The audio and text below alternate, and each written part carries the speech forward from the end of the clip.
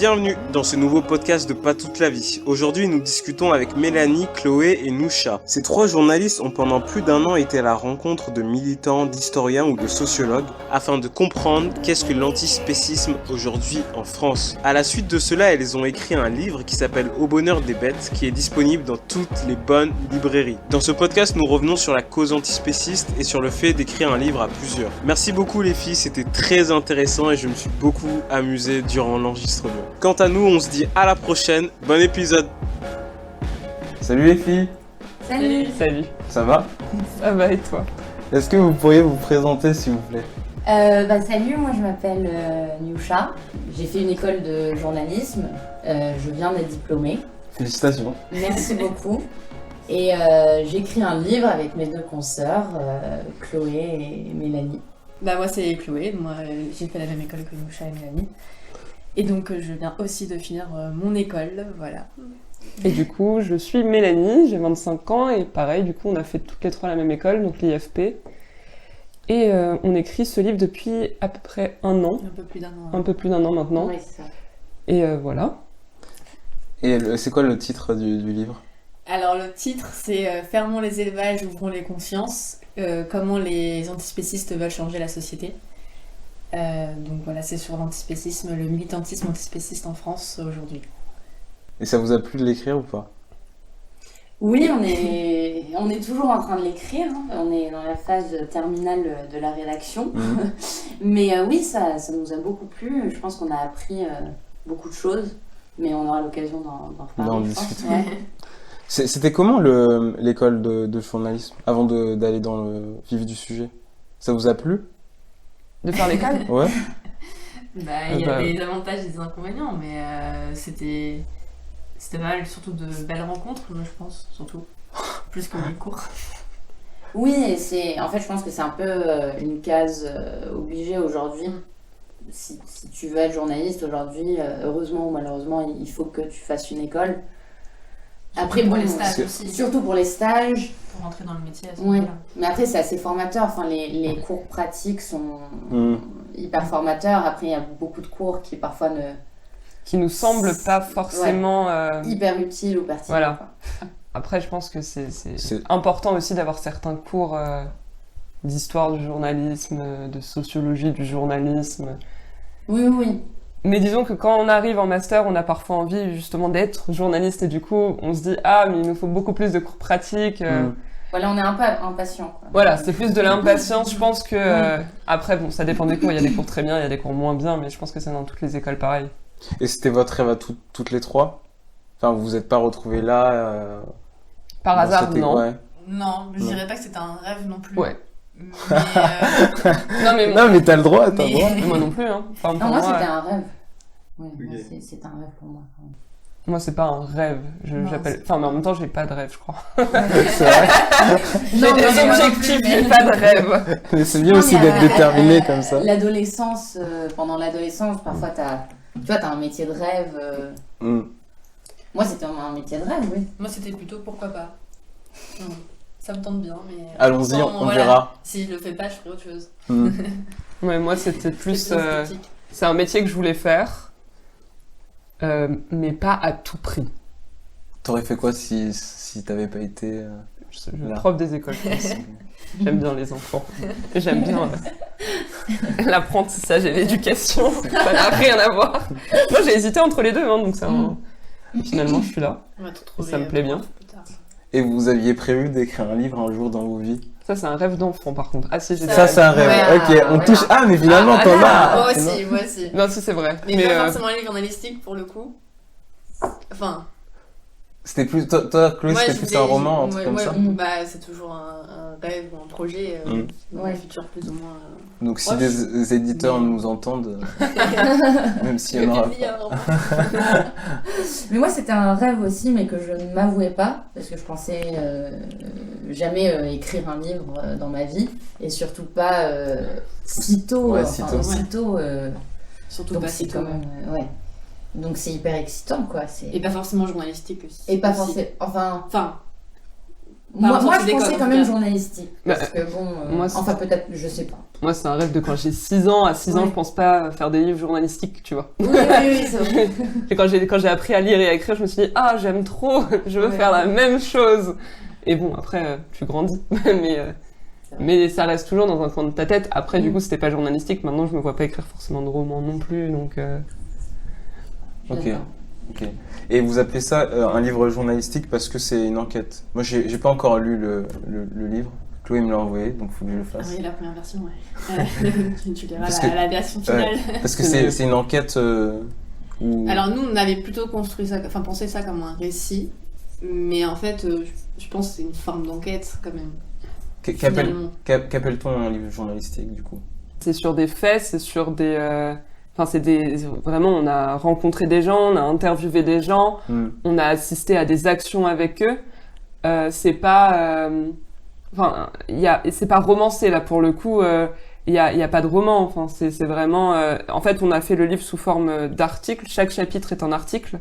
Enfin, c'est sous le format d'un article. Et du coup, on aborde une problématique dans chacun de ces articles. Donc du coup, c'est vraiment comme si tu lisais plusieurs articles sur un site sur la même thématique, sauf qu'il y a un lien entre chacun des articles qui t'amène, qui construit le livre en fait, si tu veux. Donc c'est plus C'est un travail journalistique, mais à l'échelle d'un livre. voilà, c'est ça. Ok. C'est ce qu'on pourrait faire dans des rédactions. Pour un article, on le fait pour plusieurs chapitres qui forment un livre.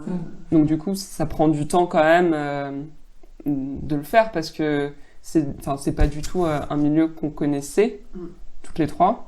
Du coup, le temps, il faut rencontrer les gens, il faut comprendre, comprendre les enjeux de la lutte, comprendre qui sont ces gens. Enfin, nous, on a vraiment basé le livre sur le militantisme C'est ça. antispéciste.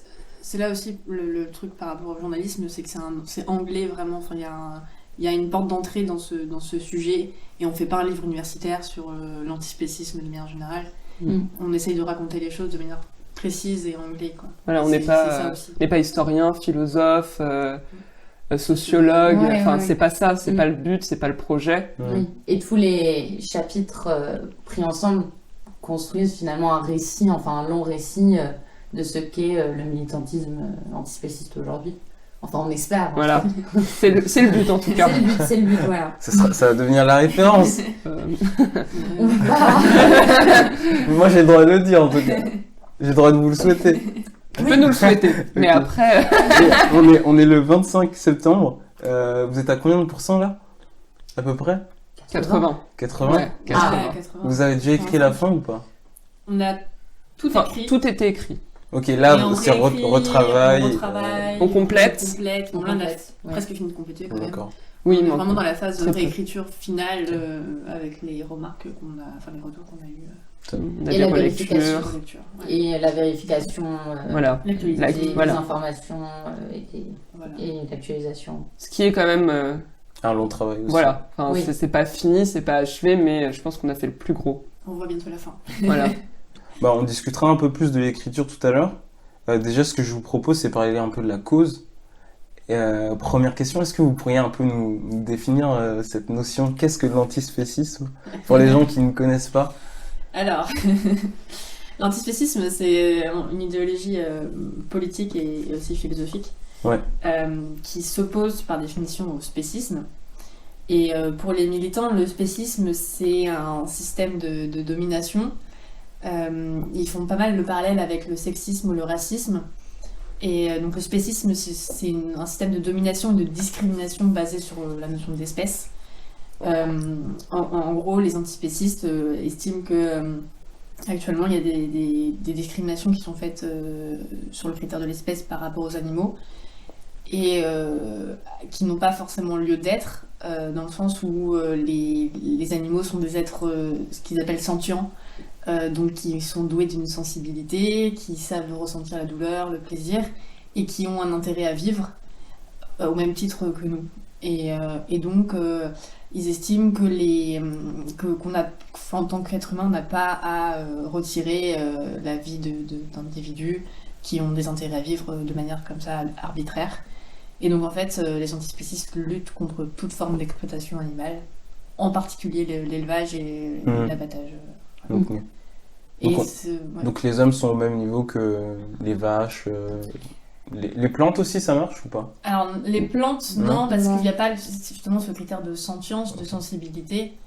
Mais c'est tous les vraiment animaux, le oui. critère central chez les antispécistes, c'est le côté sentient. Alors, tous les animaux, non. Ah ouais? Mais C'est Il y a plusieurs interprétations. par exemple, si on est très scientifique, les huîtres et les moules, je crois que ça Je crois ne que rentre c'est- pas dans le critère de sentience. Ouais. Mais en fait, c'est Ouais, autant généralisé parce qu'en Ouais. fait, Voilà. c'est difficile à définir ils ce se que tu rencontrent dis. aussi l'exploitation des moules et... Bah, du coup, si. Enfin, C'est ils pas le élargissent. centre de leur combat, mais je pense Voilà. qu'effectivement, il y a une réflexion autour de tout ça. Ouais. Et puis, il y a une manière aussi de simplifier le propos en disant qu'ils sont contre Ouais, toutes les de faire la- formes d'exploitation ok. animale. Après, il n'y a pas de manifestation contre l'élevage d'huîtres ou de moules. Enfin, on n'en a pas vu, des actions. mais voilà, c'est... Parce que au final, la suite logique après l'antispécisme, c'est être vegan, non? Bah, en fait, C'est Ou pas. même le véganisme, avant, c'est parfois. le Avant pendant, enfin, c'est Oui. le côté consommation et mode de vie. Mm. On peut être vegan sans être antispéciste. Et en général, quand on est antispéciste, on est vegan parce qu'on met en... On dirait une question de maths. Oui, d'équivalence. Mais je pense que c'est un bon parallélisme en fait, parce que c'est ça quoi. C'est comme tu dis, en fait, c'est un mode de consommation, alors que l'antispécisme, c'est Une façon de penser. C'est une façon de penser, c'est très politique. C'est une façon de voir le monde. Mm. C'est pas juste Voilà. tu changes ce qu'il y a dans ton assiette et la façon dont tu t'habilles. C'est vraiment Tu veux tu veux changer le monde et que les personnes pensent comme toi. Enfin, Ah oui, il y a une notion d'évangélisation un peu. Oui. enfin le but quand même c'est de Ouais. te convaincre.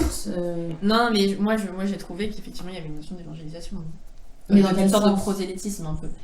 Je trouve que par Oui, rapport à mais des c'est le mouvements propre des- religieux, moi je trouve qu'il y a des parallèles à faire. Mais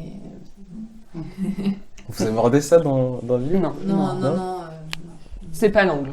Ok. C'est pas l'angle, mais moi je trouve qu'il y a des parallèles, effectivement. Donc, Il y a une forme, pour moi aussi, il y a une forme de conversion un Ouais, de- peu à la lutte, Et mais quand on est jeune converti entre guillemets en antispécisme, on a envie vraiment de changer les choses et de faire, d'informer un maximum de monde. Et c'est ce processus-là qui se fait. Mais pour moi, c'est Et- vraiment, ouais. c'est par nature, par définition, ce qu'est en fait le militantisme ou la militance quoi. Ouais. Généralement, quand tu penses quelque chose et que c'est T'as envie vraiment de le ancré partager. en toi, t'as envie que les gens voient le monde avec toi de la même façon, en fait. Tu peux pas. Oui. Je pense que eux, pour eux, c'est c'est tellement. toutes les causes, quoi. Ouais, c'est toutes les causes, en Mais ce qui fait. est particulier à l'antispécisme, c'est souvent il y a une sorte de déclic. Mm. Les militants, on dirait qu'ils voient, Ils basculent, en fait. Il y a une sorte de déclic, ils voient les choses telles qu'elles sont. Ils voient la réalité de l'élevage d'une autre manière. Et ce déclic-là fait que je trouve qu'il y a vraiment un peu un processus de conversion beaucoup plus fort que dans d'autres luttes, dans d'autres militants. Oui, parce qu'il y a Une prise de conscience très forte. en Oui, fait. une prise de Ouais. conscience très forte parce D'un que... coup? Ouais. Ça arrive d'un coup? Enfin, Ou- en fait, Ça c'est un dépend des cheminement, quand même, souvent. Mm. Mais c'est pas le même cheminement que, par exemple, enfin, j'ai pas l'impression, par exemple, si t'es. Si c'est une femme, par exemple, voilà, c'est le féminisme, voilà, par exemple. tu vois, t'as pas. Tu l'es un peu. C'est plus facile de l'être depuis un peu toujours, quoi. Et puis après, tu te mets dans le militantisme, alors que là, c'est un truc qui vraiment se débloque dans le cerveau, un peu comme. Je vois une vidéo. Les militants, souvent, ils ont vu une vidéo, ils ont vu un documentaire, ils ont lu un article, lu un livre, enfin, un peu plein de choses comme ça. Et puis là, d'un coup, ils se font ah ok, en fait, c'est ça. Et j'avais pas compris. Et maintenant, je comprends. Et maintenant que j'ai compris, je peux plus retourner en arrière. Il faut que je... Il faut que je m'engage en fait et que souvent ils sont vraiment dans le truc de maintenant je sais en fait. Je vois ce qui se passe et je peux plus ne pas voir. Ouais, fermer les yeux. Voilà, je peux plus fermer les yeux. C'est ça. Ok. Mais oui, parce qu'en fait, ce déclic, il va de pair avec... on sort ce qui a été dans l'obscurité en fait. Ouais, c'est... Désolée, Mimou, Pas de souci. parce que quand ils voient la réalité de l'élevage, c'est-à-dire sur les vidéos, etc., c'est vraiment ah mais on m'a caché tout ça toute ma vie en fait. Donc c'est pour ça que c'est très fort, je pense. Il y a la notion de vérité qui est très forte. On Oui. a l'impression qu'ils ont découvert la vérité d'un coup et qu'ils peuvent pas se la cacher maintenant. Et ce qui les pousse beaucoup à militer aussi. Et du coup, ils font le lien entre les animaux doués de sensibilité qu'ils ont vus soit par eux-mêmes ou sur les vidéos et la viande qu'il y a dans leur assiette, quoi. Ce lien est fait et donc il n'y a plus de retour en arrière en quelque sorte. Et est-ce que l'une de vous est végane ou végétarienne? Non. Non, c'est vrai? Ah, trop marrant. Bah, flexi. Ouais. On réduit la J'achète pas consommation de de viande, mais moi j'achète pas de viande. Moi, j'achète mais- presque plus de viande. Ok. Mais c'est vrai que. Mais après, enfin, j'en mange on a été quand même. amené à réfléchir quand même. Ça vous a autour de questionné? cette, Ouais. ouais, Je vous poserai la question tout Ah à l'heure, oui, vous pardon. m'expliquerez. Du coup, pourquoi ce thème? Est-ce que vous pouvez nous expliquer un peu la genèse de ce projet? c'est un pur hasard de la vie. Comme C'est beaucoup beau, de hein? choses. C'est beau les hasards. Ce qui s'est passé, c'est que j'étais en stage l'année dernière au Monde et j'ai couvert le procès de deux militants antispécistes qui étaient donc en procès, qui avaient fait une action avec une association qui s'appelle The 6-9 Life à Paris, par rapport à une boucherie bio. Et donc j'ai assisté à ce procès, j'ai fait un compte rendu d'audience pour le Monde. Et en fait, donc, j'ai partagé l'article sur mes réseaux, et là, il y a Louise de Gouillon-Matignon, qui est donc notre éditeur, qui m'a proposé, enfin qui m'a contacté en me disant, écoute, j'ai un projet à te proposer, est-ce que ça te tente d'écrire un livre sur l'antispécisme? Et c'était assez improbable parce que je m'y attendais pas. Ouais. C'était mon premier article publié au Monde. Enfin, on s'attend pas à ce qu'on se propose d'écrire un livre. Et forcément, la proposition est assez flatteuse parce que tu te dis, bon, ça peut être tentant, c'est un sujet qui peut être intéressant. Ouais. Donc j'en ai discuté avec Nusha qui était aussi en stage au Monde et avec Mélanie avec qui j'avais déjà travaillé l'année d'avant. Et en fait, les filles étaient partantes pour le projet et donc on s'est dit, bah écoute, on peut le faire à 3 parce que toute seule, je l'aurais pas fait. Ok, et lui, il t'avait pas imposé d'être 3 sur le projet? Non, il m'a proposé à moi. Ok. Dans son idée, je pense que je pouvais le faire seule, mais je Toi, me tu dis t'es c'était dit, pas possible. Je me dis c'est pas possible de faire ça toute seule. Écrire un livre. C'est Dans- un sujet aussi inconnu et qui me paraissait particulier parce que je suis pas du tout liée au militantisme. Par rapport à la masse de travail ou par rapport au phénomène de l'imposteur? Un peu des deux. Un peu des deux. On finissait la première année d'école. Tu ne vas pas écrire un livre toute seule journalistique. Tu te sens pas légitime non plus. Après, on en a discuté toutes les trois. On s'est dit que ça pouvait être un projet effectivement intéressant et on en a profité pour en faire notre projet de l'année avec l'école. Okay. Et Louis a été très sympa et était partant pour qu'on le fasse à 3. Et donc voilà, on s'est lancé dans l'aventure. Après, toutes les 3, on a une sensibilité sur les sujets de société. Ce qui, ça nous a intéressés, mais on connaissait rien au sujet au début. Moi, la première fois que j'en ai entendu parler, c'était effectivement en couvrant le procès. Déjà, le terme... Le terme était... c'est pas très connu, hein. Je pense qu'on généralise beaucoup sur le véganisme. Ouais. Et il y a beaucoup de confusion en général parce que les gens connaissent pas. Enfin, par exemple... toutes les actions que les antispécistes font, parfois tu vois que c'est couvert comme des actions véganes. Alors moins maintenant, de moins en moins, maintenant les termes antispécistes quand même est de plus en plus utilisés dans la presse. Mais je pense que quand tu connais pas, t'as juste l'impression que c'est des véganes en colère, comme beaucoup de gens en fait. Ouais, non mais c'est un peu le cliché de la personne un peu... en plus tu vois... dans ta tête, c'est souvent les personnes qui ont été cassées des vitres, de bouchers, beaucoup entendu parler à ce moment-là aussi. Voilà, c'était le moment où et en fait, c'est pas que ça, c'est beaucoup plus c'est réfléchi, c'est toute une façon de penser, toute une façon d'agir, oui, ça pose des questions voilà, c'est central en fait, sociétales, de consommation, et il pose des économiques, plein de oui, et puis il pose des questions il nous pose des questions à tous finalement de notre rapport aux animaux, de notre rapport à la viande, même quand on n'est pas vegan et pas antispéciste, ça te questionne forcément. Parce que j'avais posé la question à des amis avant de venir vous voir, et ils avaient dû aller sur Wikipédia pour voir la définition, et moi aussi le premier, quoi. Donc c'est pour ça que je disais ça. Vous étiez déjà informé sur le sujet avant? Je crois que vous avez un peu répondu. Chloé, non, pas trop. Pas spécialement, je me suis Ouais. un peu renseignée quand j'ai dû suivre le procès pour Ouais. savoir ce que c'était, un petit peu, mais à part les vitrines caillassées Pas dans plus, les boucheries, quoi. j'avais pas entendu parler particulièrement. Toi, Moi, je voulais faire mon projet journalistique de première année. Non, pardon. C'était pas le projet journalistique, mais on devait faire un long format pour le web. Et je voulais le faire sur le militantisme antispéciste parce que j'avais vu. Ah ouais, passer, c'est vrai Même nous, on ne savait pas. Mais si, non. je Non. l'ai dit. Je te jure que non. Mais si, à Olivier Lambert, j'avais. Ah, je m'en voulais faire souviens ça. pas. Mais si, mais quand on en a parlé au monde, bon bref, du coup. mais on en avait parlé au monde aussi, j'étais mais ça m'intéresse et tout. Comme, mais à cette époque, je connaissais rien, j'avais lu 2-3 articles là-dessus, j'étais tombée sur genre un collectif, je pensais qu'ils étaient 2, mais j'ai changé Ton fusil d'épaule. oui, voilà, de sujet, enfin.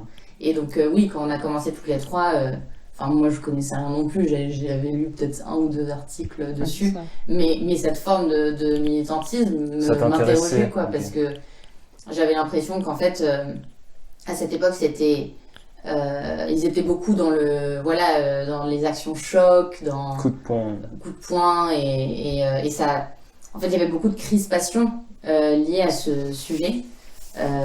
Parfois même tu disais des choses, qu'il y avait des violences entre éleveurs et militants, etc. Donc,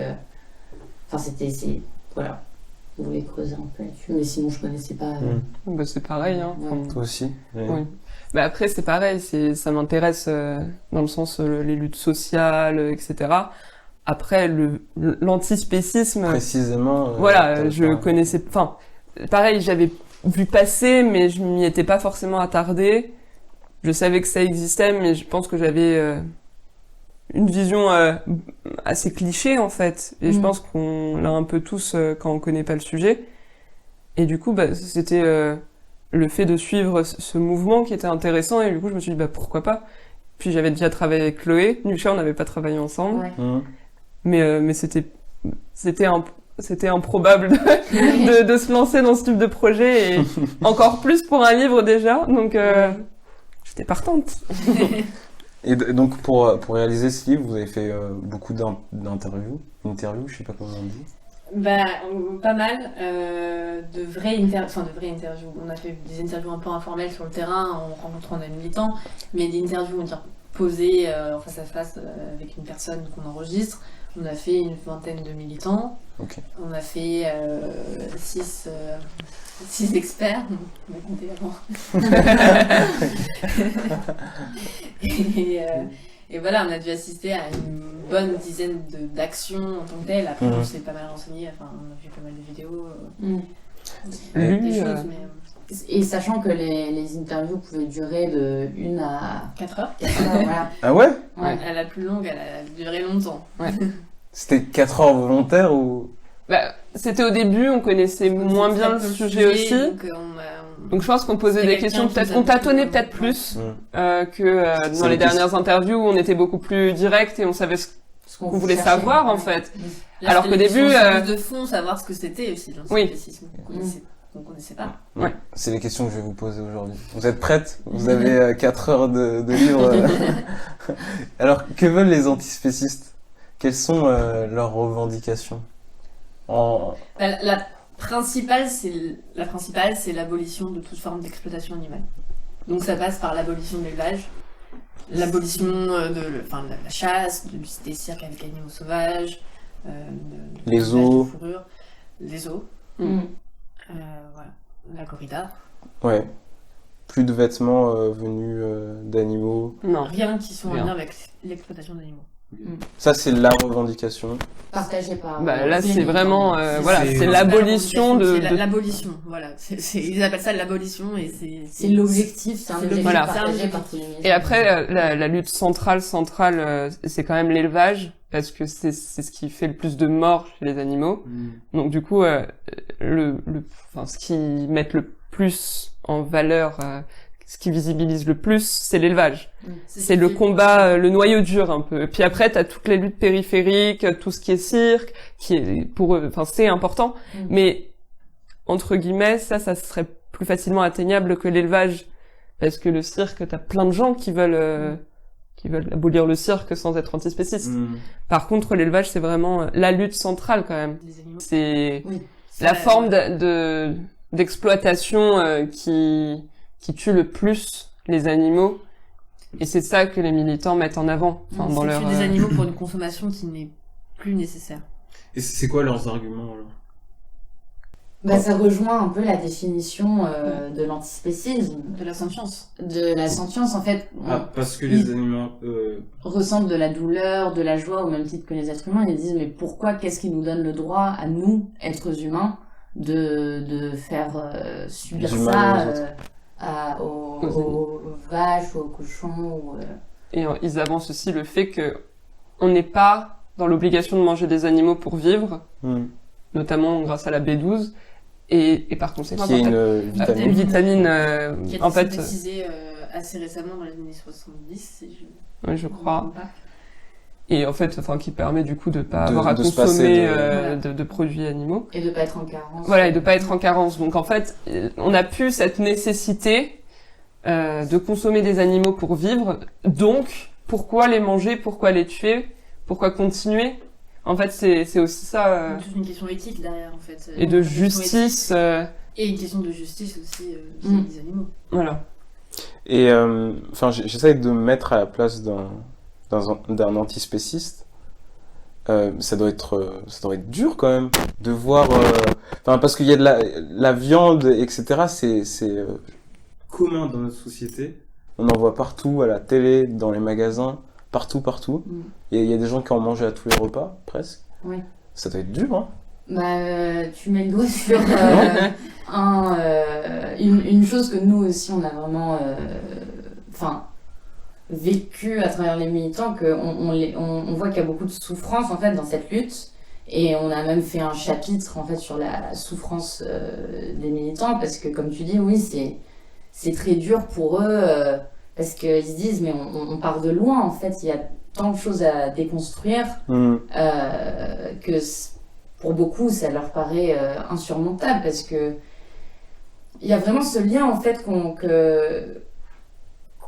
n'arrive pas à faire. Là je parle des militants, hein, c'est pas moi qui parle en tant que Nusha, mais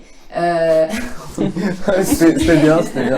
mais ils disent que c'est limite impossible, il y a une dissonance cognitive pour les gens entre la viande qu'il y a dans leur assiette et toute cette souffrance animale qui existe. Donc voilà, on le voit même dans certaines de leurs actions, ils font des mises en scène choc en se mettant par exemple nus sur la place publique avec du faux sang, et en mettant en scène par exemple un faux dîner où ils utilisent leur corps pour dire bah voilà, ça c'est ma chair, et c'est ce que vous faites en mangeant de la viande, quoi. Donc il y a beaucoup de souffrance en fait. Ils essayent vraiment de convaincre les gens, enfin pas de les convaincre, mais de leur montrer que la viande c'est l'animal, et qu'en fait on peut pas faire on peut pas faire de distinction. Et c'est un peu aussi parce qu'ils se disent que si les personnes comprenaient que leur viande était l'animal, ils pourraient changer. Ok. Ils partent du principe que peut-être que les gens mangeraient moins de viande s'ils devaient la tuer eux-mêmes, quoi. Oui, enfin. il part de ce principe-là. Ouais. Et s'il y avait un lien plus clair qui était établi entre la viande et l'animal, Ouais. Et que justement que c'est un peu le travail de L214 de montrer toute cette réalité. Pas seulement, toutes les mais associations. oui, toutes les associations, mais notamment L214 qui fait des vidéos dans les élevages, dans les abattoirs, et qui permettent aux gens. En fait, c'est un peu l'argument de si c'était des vitres et qu'on pouvait voir à l'intérieur de l'abattoir, on mangerait pas de viande parce qu'on verrait les animaux se faire tuer. Et en fait, c'est un peu ce qu'ils cherchent à montrer, à montrer que c'est comme ça que ça se passe. Et est-ce que toi, ça te fait réagir de voir comment ça se passe aussi? Parce que sur toutes les affiches qu'on voit, les vaches souris sont heureuses dans des prairies. Exactement. toutes Mais c'est hyper intéressant ce que tu dis, parce qu'on a parlé avec une philosophe qui s'appelle Florence Burja, et elle nous a expliqué que justement il y a toute cette communication qui est faite autour de la viande comme quelque chose De cool. de Enfin, cool ouais. finalement, oui, et que justement les enquêtes, par exemple la 214, permettent de déconstruire en fait cette communication-là et de montrer la réalité en fait. Mhm. Oui, t'as l'impression De que la c'est production, que la vache elle est heureuse dans son champ, pré, ouais, voilà, dans son pré, Mm. qui est souvent faux. Mhm. Quand même. Enfin, Ouais, c'est oui, c'est Mm. la communication de la publicité. Voilà, mais enfin, derrière, c'est- aussi des- il y a plus trop de petites fermes, enfin il n'y a pas autant de petites fermes qu'on aimerait le Mm. croire, et les élevages c'est souvent de l'élevage intensif. Hein. Je pense que il y a quand même une différence entre ce qu'on peut penser et ce qui est, et je pense que c'est ça aussi qu'ils essayent de souligner pour convaincre les gens aussi. Vous avez un peu répondu à ça, mais vous vous définiriez comme spéciste, du coup, chacune. Oui ou non? Oui. C'est pour ma Alors, prochaine moi, question. En ayant réfléchi, moi oui, je Ok. me considère comme ça. Tanoucha? Moi, je pense que je suis, je le suis malgré moi en fait. Oui, je le suis de fait, même si j'aimerais ne pas l'être. Ouais, Ouais. voilà. Je pense qu'on peut être spéciste et pourtant vouloir que la condition animale s'améliore. Bien sûr. Ouais. Pour moi, c'est deux choses différentes. Ouais. Mais après, c'est aussi une des choses qui pointe un peu du doigt, c'est Oui. comment vouloir le bien-être animal en sachant qu'on les bute, qu'on les tue. Non mais oui, voilà. Qu'on les c'est tue ça. juste après, en fait. Ouais. En fait, Donc, pour nous, c'est hyper hypocrite de tenir Voilà, un c'est ça. discours comme ça du bien-être ou de la protection Alors. animale. après, c'est aussi, c'est ce qui permet aussi de faire avancer leur lutte dans un sens, mais ça peut pas être pour eux, ça peut pas être une fin. On peut pas se dire, ok, bah les deux vaches, elles vont dans le pré, mais après on les met à l'abattoir et on les mange. Enfin, Oui. nous, on peut le penser, mais eux, c'est impossible pour eux, ça. Par contre, ils essayent d'améliorer, certains militants essayent d'améliorer cette condition animale en espérant que, bah, au moins la vie qu'ils ont, ces animaux, bah, Sera apaisé. c'est moins pire pour eux. C'est vraiment moins Ouais, c'est pire, ça. c'est pas cette notion de mieux. Et toi, qu'est-ce que t'en penses, Mélanie? Je suis un peu comme Nusha. Moi, je pourrais vivre dans un monde, je pense, en soi, on mangerait pas d'animaux, ça me dérangerait pas. Mais je trouve ça difficile et je sais que ça a fait changer mon point de vue quand même sur les animaux. Mm. Après, Il y a le côté si, vegan, enfin moi si j'ai envie de vivre dans un monde vegan, ça me dérangerait pas, je pense, mais il y a le côté antispécisme avec la philosophie qui est derrière.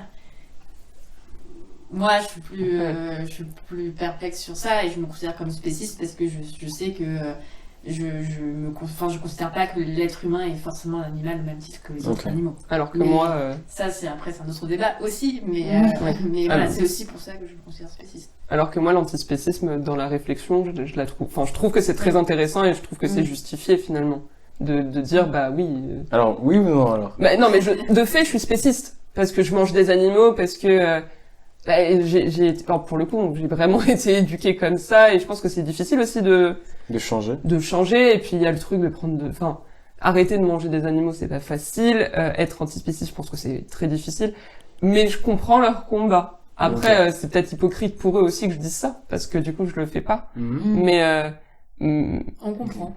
non, mais moi, Non, mais pour on le coup, comprend, je pense qu'on n'a pas du tout la même vision Moi, je comprends de. totalement leur philosophie et Oui, mais- leur idée, mais je la partage pas totalement en tout cas. Du coup, j'ai une question pour les spécistes que nous sommes.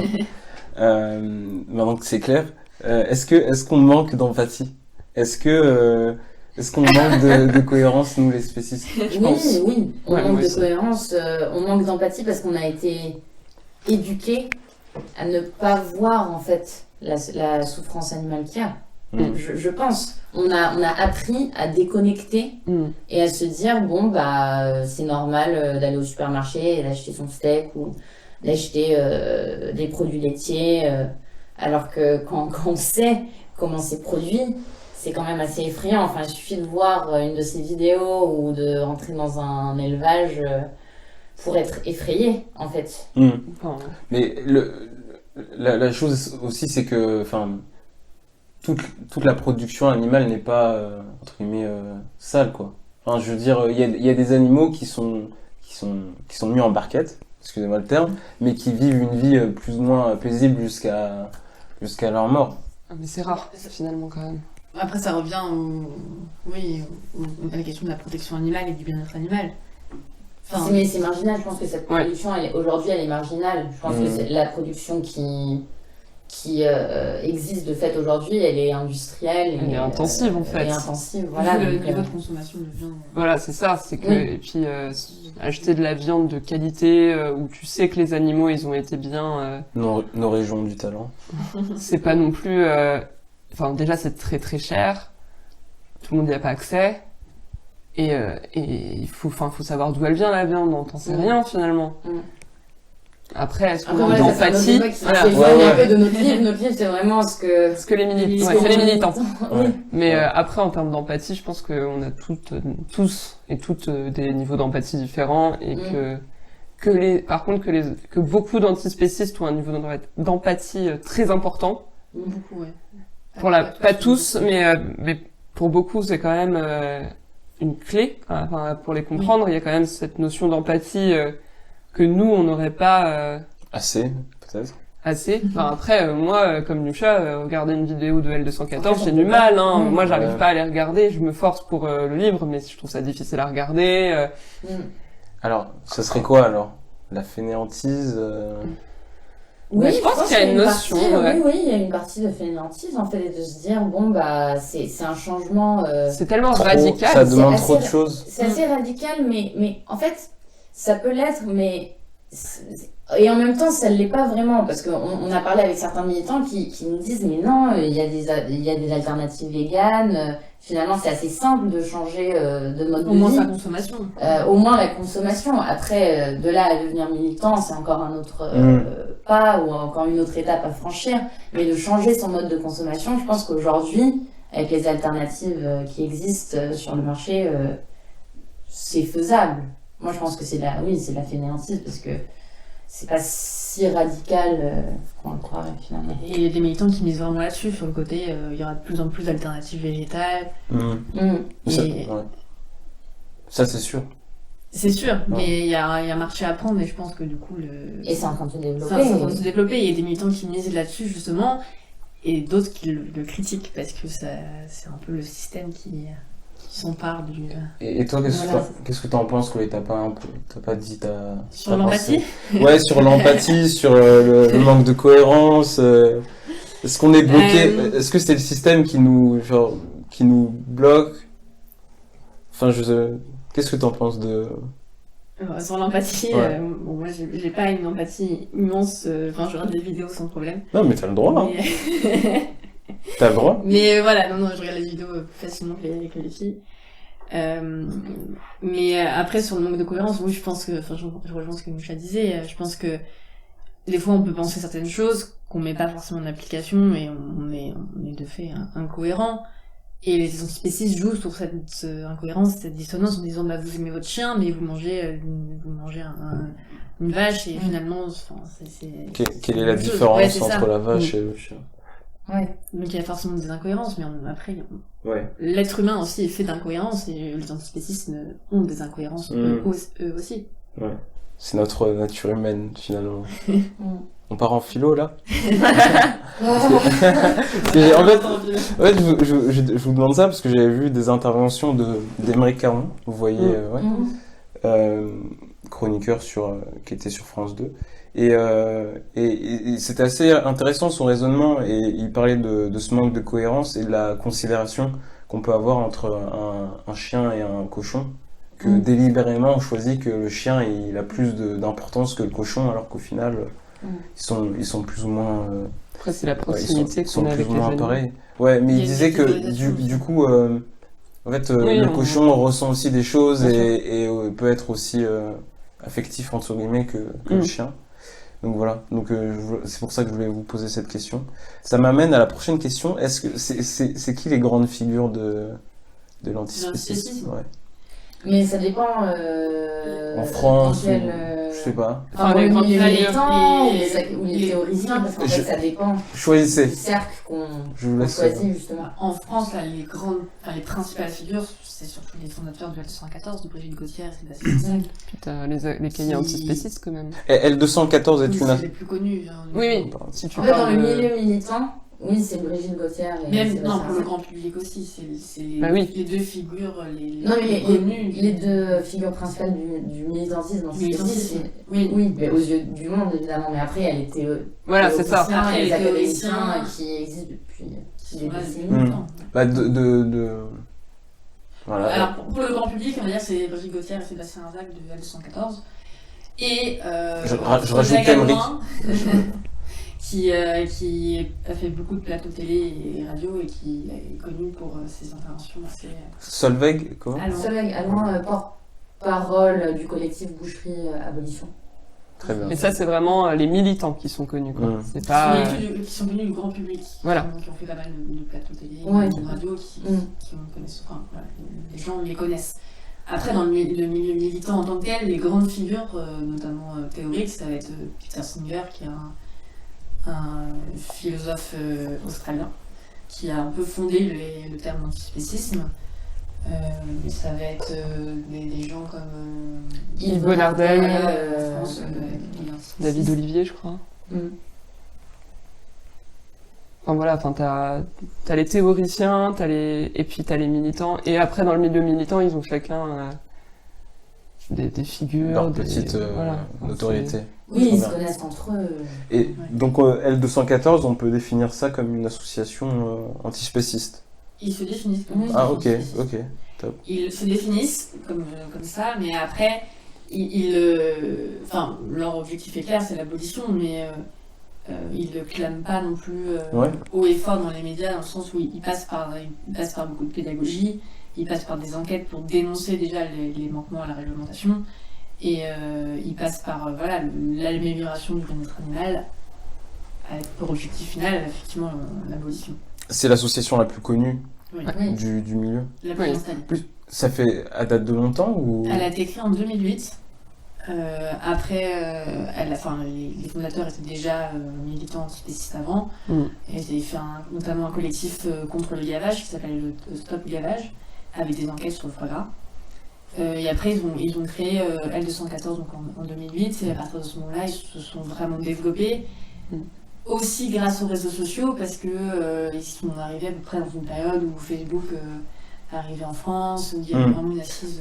J'ai l'impression qu'ils ont eu un surplus de notoriété en quelques années. Mais ils ont Peut-être fait qu'on était des enquêtes, un peu plus petits, mais- enfin pour avoir discuté avec eux, ils ont fait des enquêtes assez importantes, notamment dans des abattoirs et des élevages, et avec toujours un souci de rigueur. Et ils ont toujours publié des rapports de plusieurs pages sur les manquements précis à la réglementation, Ok. avec un gros travail d'études. Et ça, ils se sont vite imposés sur la scène médiatique comme des gens, des interlocuteurs sérieux, qui connaissaient, qui maîtrisent leur sujet, qui ont une certaine rigueur et qui savent de quoi ils parlent. Ça a joué en leur faveur.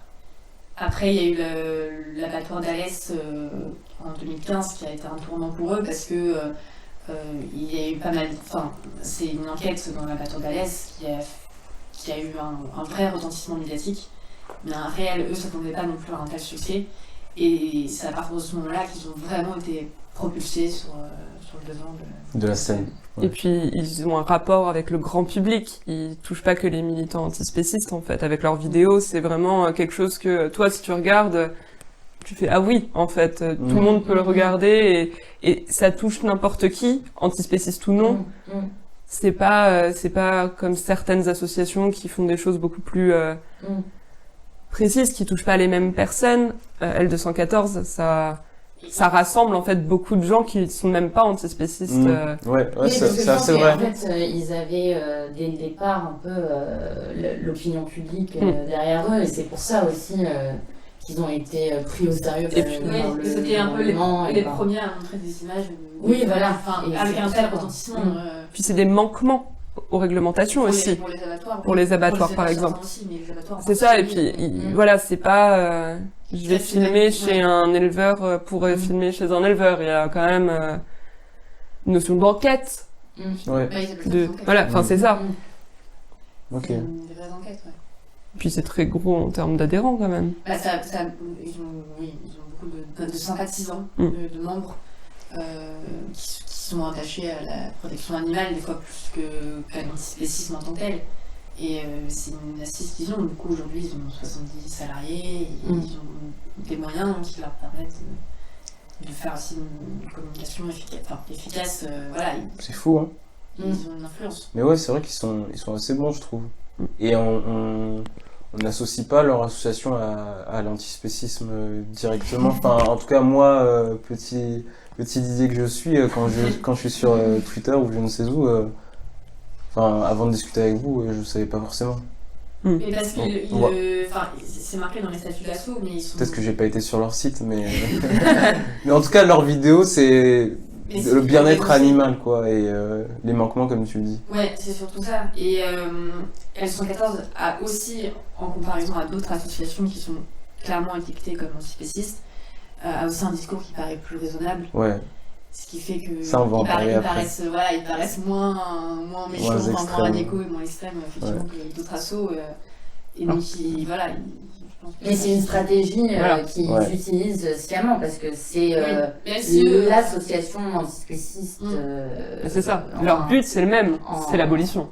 C'est une stratégie. Ils veulent paraître raisonnables. Ils le sont, mais je veux dire, ce terme de raisonnable aussi, on peut discuter de ce que ça veut dire, mais je veux dire, ils ont compris et ils ont choisi d'utiliser une stratégie qui est en ligne avec ce qui existe aujourd'hui, c'est-à-dire si on peut pas parvenir à l'abolition demain, on peut quand même faire changer la réglementation pour que ça aille dans le sens du bien-être animal.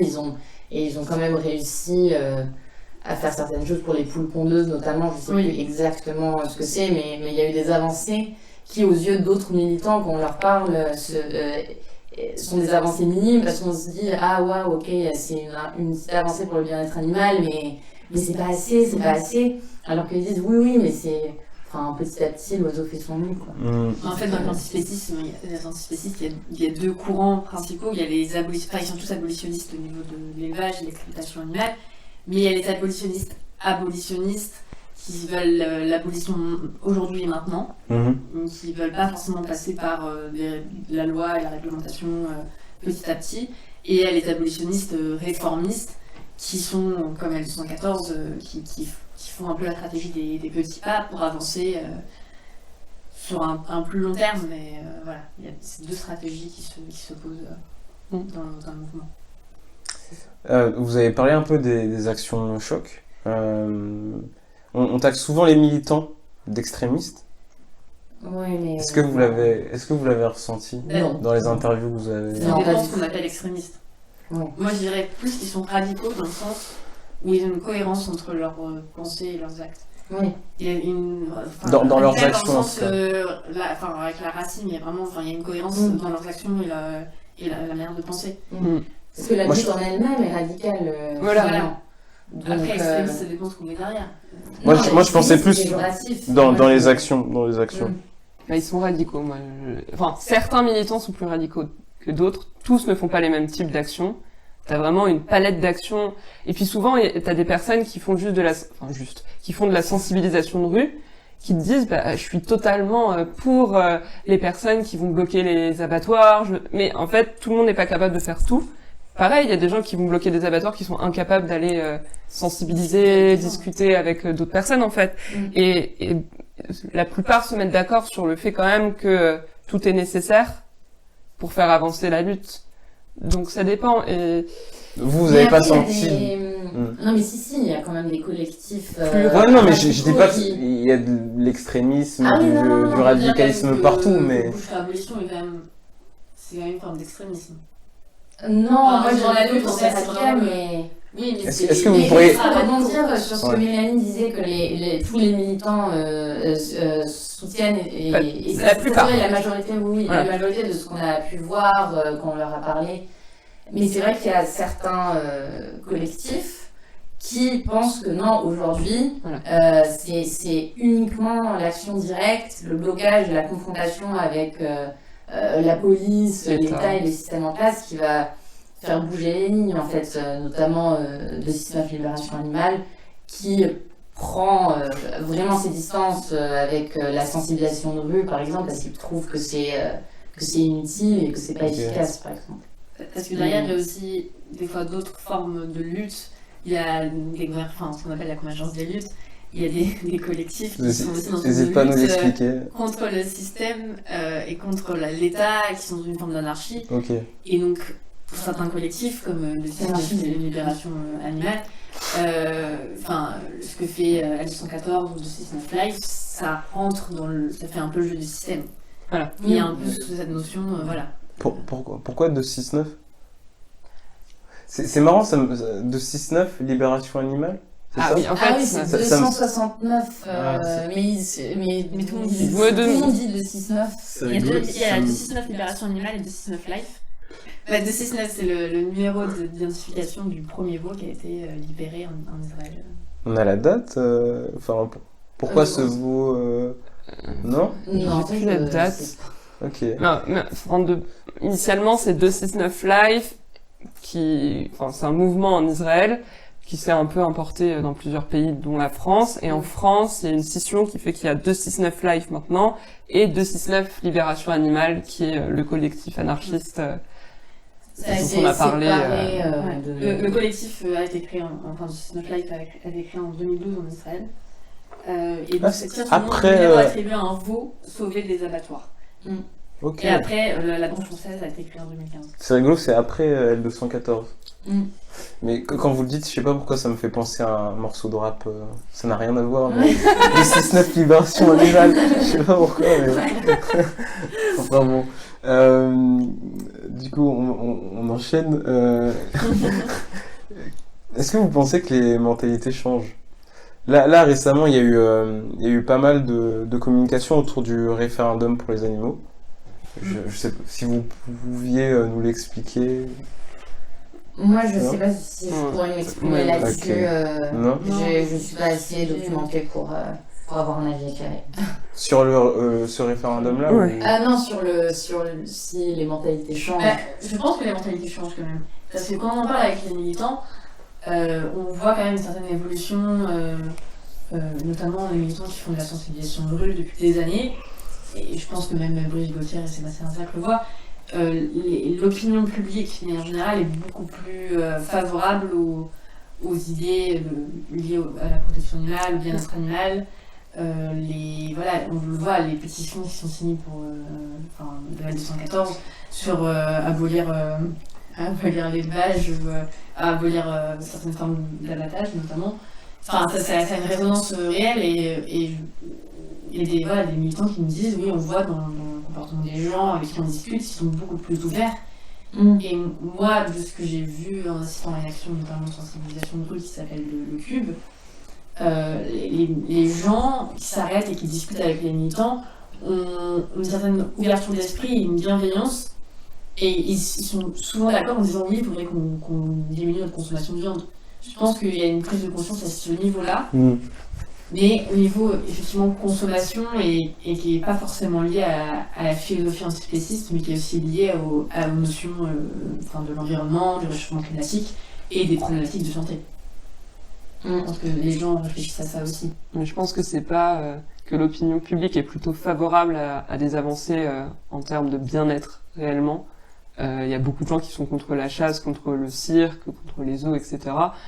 Peu sont antispécistes. Après, est-ce que ça fait avancer la cause animale en général ? Oui. Est-ce que ça fait avancer la lutte antispéciste qui va vers l'abolition ? Je sais pas. Je pense que c'est là la nuance. Et petite question, du coup, le concept d'animal de compagnie pour eux, c'est dépassé ?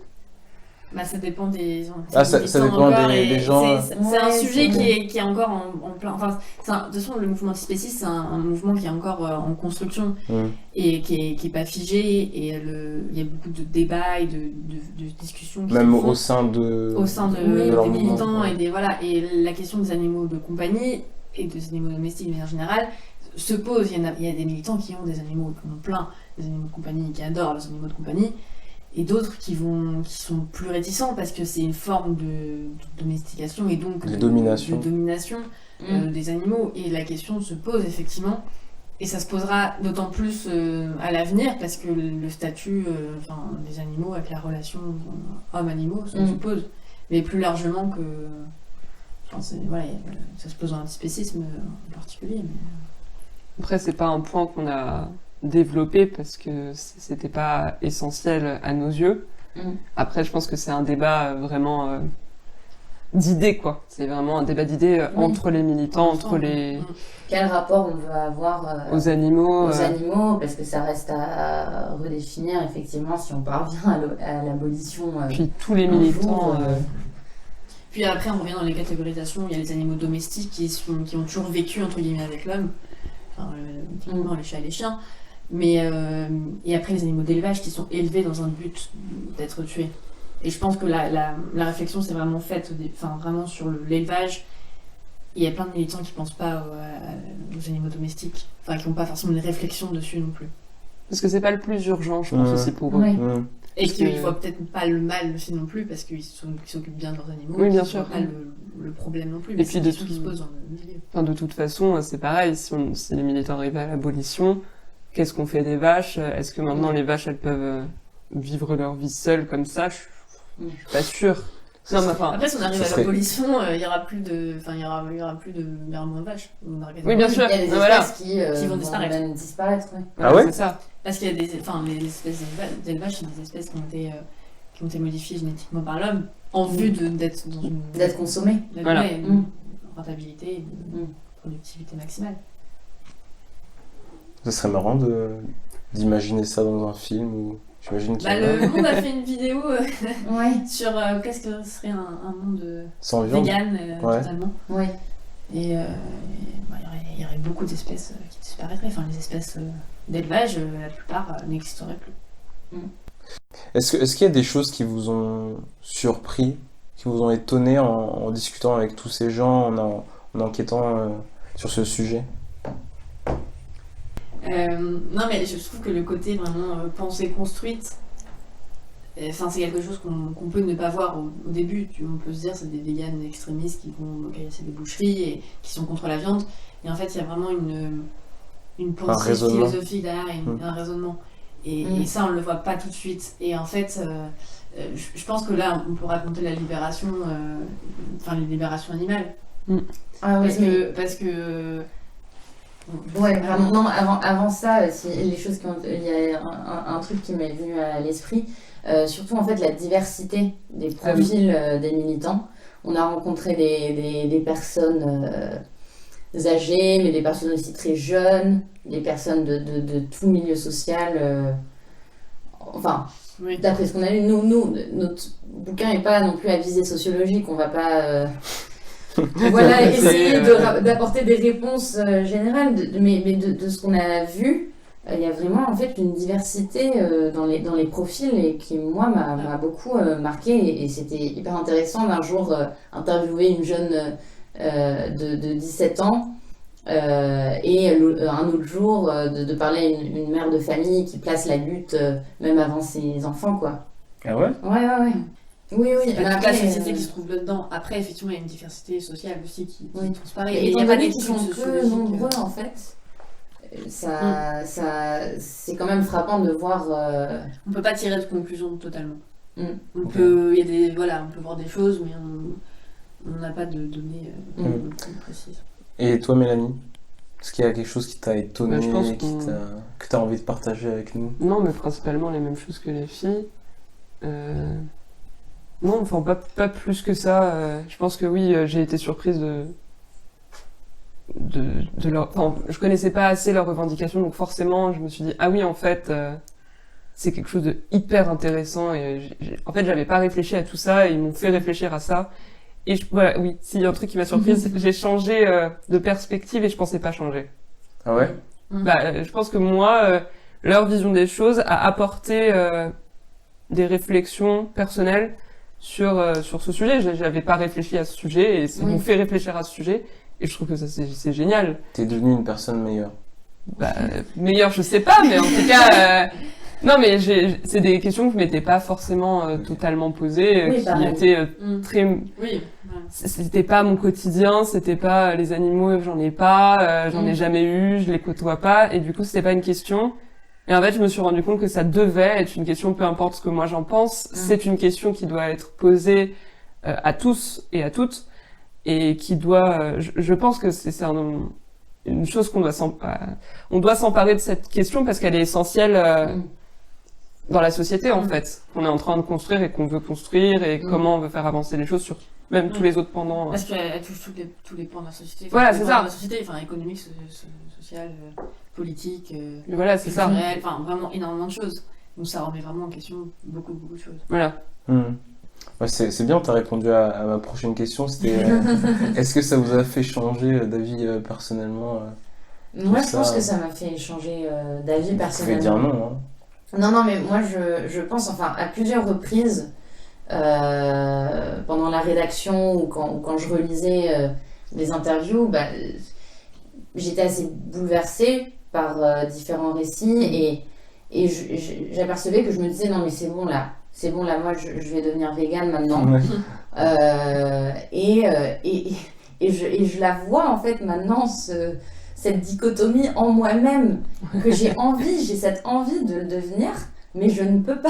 Il y a comme un blocage, et c'est terrible, quoi. Mais j'espère, honnêtement, j'espère un jour y parvenir, parce que c'est vraiment une question que je me pose, et j'ai envie. Moi, j'ai envie de devenir. C'est le déclic dont parlait Mélanie. Non au mais début, non je pense qu'il y a aussi ce truc Ouais.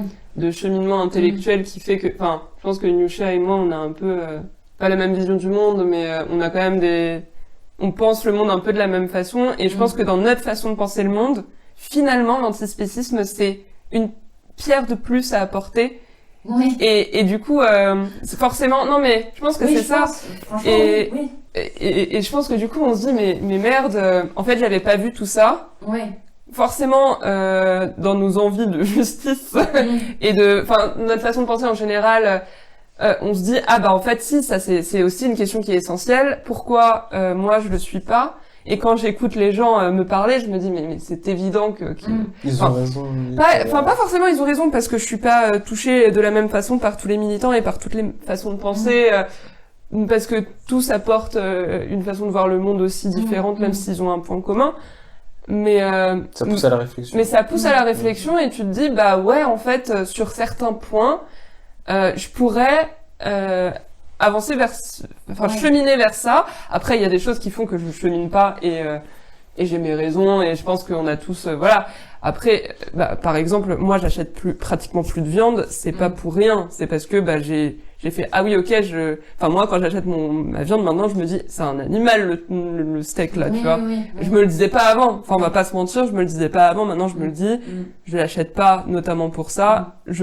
Quand je mange chez mes parents au restaurant, oui, je mange de la viande. J'en mange beaucoup moins chez moi. Quand j'ai la possibilité de pas en cuisiner, j'en cuisine pas. Et moi, je voudrais faire remarquer une chose aussi. Moi, ce qui m'a fait réfléchir et ce qui m'a mis sur le chemin du changement, c'est surtout en fait les témoignages d'êtres humains. C'est pas forcément parce que j'ai vu un animal qui m'a ému, en fait. Et je pense que c'est intéressant, ça aussi, de se dire que c'est les témoignages et les arguments des militants qu'on a rencontrés qui m'ont fait réfléchir ou qui m'ont ému. Après, bon, on a eu l'occasion de voir aussi d'autres espèces, enfin des lapins, ou même sur les vidéos, c'est quand même frappant. Mais c'était surtout les témoignages, en fait, l'aspect intellectuel des choses. Mais on s'est posé pas mal de questions là-dessus aussi, sur la distance qu'on devait avoir avec nos sources, qui étaient majoritairement des militants. On s'est dit, mais on blaguait au début, on se disait, ils vont tous nous convertir. Est-ce qu'il faut qu'on prenne nos distances, même journalistiquement, comment on gère ce dilemme. Mais moi, en fin de compte, je me dis, c'est pas pareil que si par exemple t'es proche de tes sources, si c'est des sources politiques, par exemple dans le gouvernement, ça pose pas les mêmes enjeux selon moi, en fait. Parce que là, c'est des militants, la cause, elle reste quand même aujourd'hui assez marginal et je trouve que il y a que du positif qui peut en... Puis finalement, dans le livre, on n'est pas dans un débat d'idées, on ne donne pas notre avis. On ne dit pas oui, c'est super ce qu'ils pensent, ou non, non, on n'est pas du tout d'accord. Il n'y a pas ça en fait. Il n'y a pas ça. C'est pas l'angle, c'est pas l'enjeu, c'est pas le but. On n'est vraiment pas dans ça. Après, c'est vraiment des réflexions personnelles qu'on a chacune. Sur nos réflexions personnelles. Et toutes les trois, on ne pense pas exactement de la même façon. Enfin, Chloé... Ce qui est très sain, en fait. Et c'est très bien, même pour... c'est bien, et autant pour le livre que pour nos conversations personnelles sur le sujet. Enfin, c'est cool qu'en fait, toi, tu peux changer, d'autres non. Il n'y a pas ce... Enfin, il n'y a pas de jugement, quoi. Enfin, chacun chemine. Et puis, je pense que c'est un peu quand on est journaliste et qu'on... Enfin, je pense que c'est sain d'être touché aussi par les gens qu'on interviewe et que... Sans faire du porte-parole. Voilà, c'est ça, en fait. C'est ça. C'est juste qu'on est des humains voilà. Et que forcément, quand quelqu'un te raconte sa vie, bah, t'es touché parce que la personne, par exemple, peu importe que tu aies les mêmes idées qu'elle, elle te livre un discours et une façon de penser quand même qui elle la touche et qui la fait vibrer et qui la met pour aller faire certaines actions. Je pense que quand même il faut être du courage, courage et convaincu. Et c'est assez puissant en fait dans la façon de raconter son histoire, de dire moi c'est vraiment ça me prend aux tripes. Donc c'est ma raison de vivre. Voilà, certains voilà, c'est fou, hein. Donc forcément, c'est touchant et intéressant. Et c'est pas très commun aujourd'hui, dans notre société aussi, de voir ça, quoi. Pas pour tout. Qui, donnent tout tellement pour ça. Vous avez rencontré des gens passionnés? Oui. Des gens qui vivent leur lutte. Ah ouais. Je pense que à ce point, on est vraiment dans le militantisme pur. On n'est pas sur des sympathisants. Donc forcément, là, c'est un peu vraiment le noyau central. C'est des gens qui sont là pour ça. On n'a pas rencontré des gens qui sont juste végétariens et qui... de temps en temps. Exactement, là, c'est vraiment des gens convaincus et qui donnent tout pour ça. Qui donnent leur temps libre, qui donnent leur argent, leurs vacances. Certains qui ont même arrêté de travailler pour se consacrer entièrement à la lutte. C'est la lutte d'une vie, quoi. Tu nous as pas donné ton avis. Moi forcément, mes manières de voir les choses a changé et évolué. C'est logique. Le contraire aurait été étonnant. Mais je suis moins sensible que les filles sur le changement. T'as le droit. Je suis passée pour la fille insensible. Mais non. Franchement, intellectuellement, je trouve ça super intéressant, le spécisme. Il y a des choses à prendre, je pense. Et la consommation de viande, je pense qu'il faut la réduire.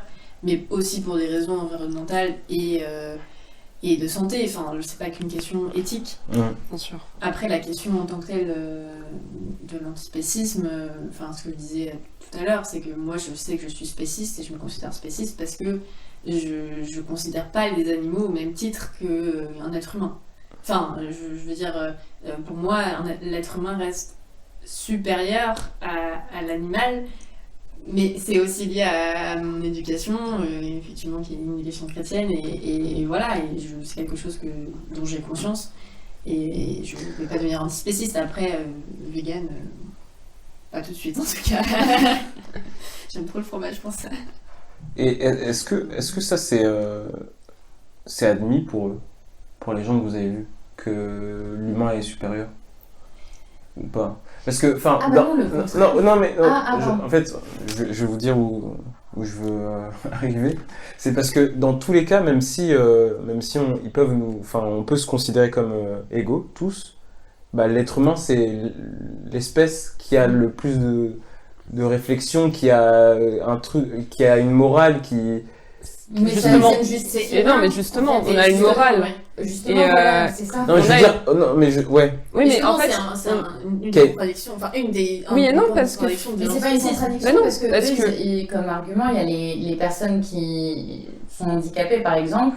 Est-ce qu'on les traiterait d'une manière moins, humaine ou est-ce qu'on les exploiterait parce qu'ils n'ont pas, je sais pas moi, ces capacités intellectuelles. théoriciens, par exemple, parlent un peu de ça aussi, font ce parallèle entre... Les bébés aussi. Et les bébés, voilà, les personnes qui ont besoin d'assistance, en gros. L'idée de défendre des êtres sans... Et le critère, il n'est pas... Et le critère n'est pas c'est pas l'intellectuel, en fait. C'est vraiment, ils peuvent souffrir. Toi, tu peux souffrir. Qu'est-ce qui justifie cette différence de traitement, étant donné qu'on peut tous souffrir? On sait, je pense que les gens savent tous que oui, on a des capacités différentes, et en fait, tous les animaux entre eux ont des capacités très différentes, et la question n'est pas là, finalement, je pense. Après, il y a d'autres questions qui se posent. La question, effectivement, de militer pour des gens qui sont opprimés, qui n'ont pas possibilité de s'exprimer. Il y a cette question-là, est-ce que l'être humain est légitime pour s'exprimer, enfin pour militer et s'exprimer à la place des animaux, parce que finalement il peut avoir une forme pas forcément d'anthropomorphisme, mais il y a quand même des militants qui essaient de se mettre à la place des animaux, et finalement est-ce que un militant, un être humain reste légitime pour se mettre à la place d'un animal qui grandit dans un élevage et qui est envoyé à l'abattoir? C'est une question qui se pose. Comme la question du droit, comme la question du droit, parce que finalement, l'être humain se donne le droit de tuer les animaux, enfin de les élever et de les tuer, mais c'est aussi l'être humain qui peut potentiellement changer les choses et donner des droits aux animaux et les considérer d'une autre manière. C'est des questions qui se posent dans le mouvement aussi, parce que c'est... Et ces questions, elles sont abordées de manière très intéressante, je trouve, par...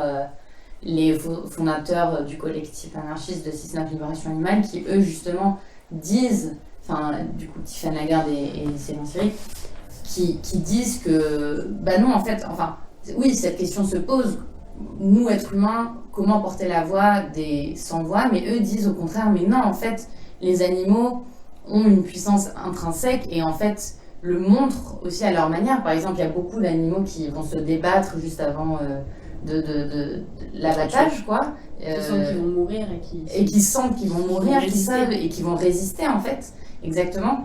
Et eux, par exemple, ils ont un sanctuaire avec plein d'animaux qu'ils ont en fait libérés, donc volés de différents élevages. Et ils racontent ça. Ils racontent que au jour le jour. Quand tu vis avec des animaux, bah, par exemple si un jour le taureau il n'a pas envie d'avoir d'interaction avec toi, bah, toi la seule chose que tu peux faire c'est de fuir devant lui, quoi. Donc en fait il faut qu'on essaye de voir que les animaux c'est pas que voilà, des êtres que nous en tant qu'êtres humains on va sauver ou dominer en fait finalement, parce que eux aussi peuvent s'exprimer à leur manière, quoi. Mais c'est des questions voilà, qui se posent et qui sont encore vraiment à l'état législatif, enfin je sais pas comment dire ça, mais qui sont pas hyper développés à l'heure actuelle. Est-ce que vous avez un petit teaser pour nous? Oui, alors c'est un travail de longue haleine que de réussir à faire ça.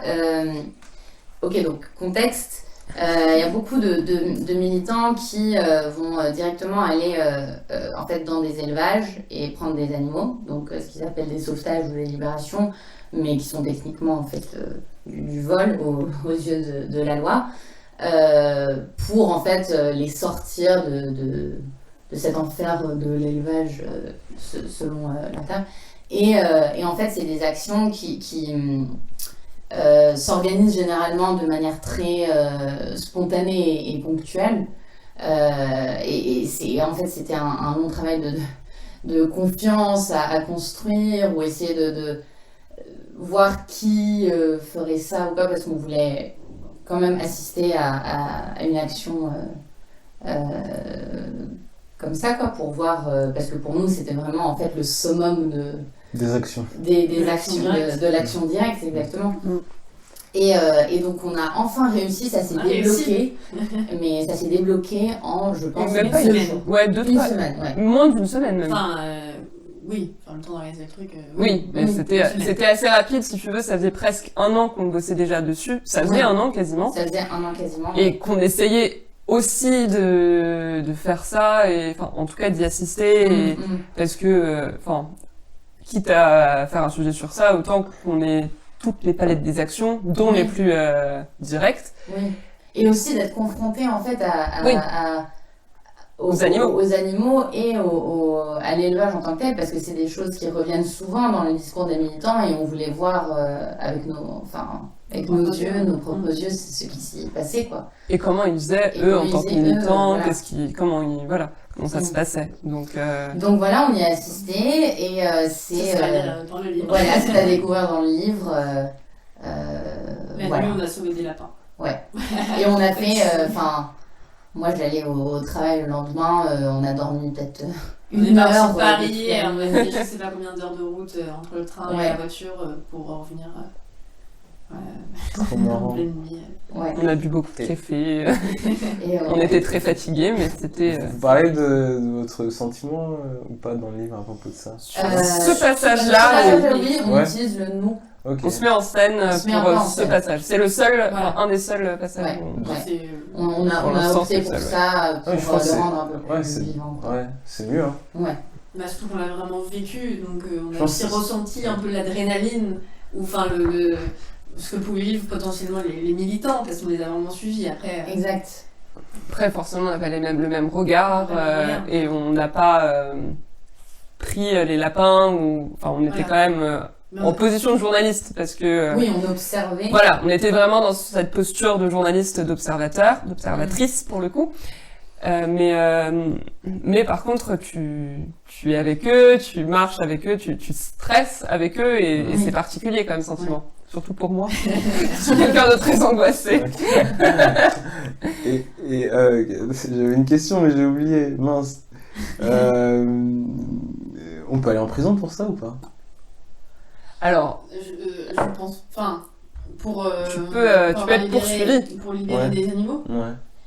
Oui, en fait, en droit français, on a ce qu'on appelle la violation de domicile, mais pas la violation de propriété privée, ça n'existe pas. Sauf que les exploitations agricoles, si l'exploitant n'habite pas dedans, c'est une propriété privée, c'est pas un domicile. Donc, si tu t'introduis de nuit dans un élevage et qu'il n'y a aucune infraction constatée, aucun dégât, t'as peu de chances d'être poursuivi parce que en fait, au niveau de la loi, ça tient pas. Enfin, les gens peuvent te poursuivre pour certaines choses, mais mais ils tu peuvent peux pas pas. te poursuivre réellement. Enfin, mais tu peux, voilà. Donc, Mais un, juste pour l'introduction. un Pour élevage. l'introduction. Pour la- Si en tu, revanche, si si tu tu- tags, Tu dégrades. si tu dégrades, si il y a effectivement une infraction, effraction constatée pour rentrer dans l'élevage, ou que tu voles des animaux, que tu te fais choper ou qu'on s'aperçoit que tu as volé des animaux, Ça, c'est là, encore une autre ça tombe sous la loi, qualification, effectivement. Voilà. Après, la question, effectivement, pour les vidéos, il n'y a pas de texte encore de loi qui interdit d'aller filmer dans les élevages. Enfin, c'est pas, ça tombe sous le coup de la loi, mais pas en tant que... Enfin, c'est pas encore très C'est pas qualifié. plus clair. Et c'est encore très flou dans le droit français, et c'est pour ça qu'il y a des députés qui déposent des propositions de loi en disant bah, on aimerait bien interdire ça pour éviter justement pour lutter contre les infractions dans les élevages.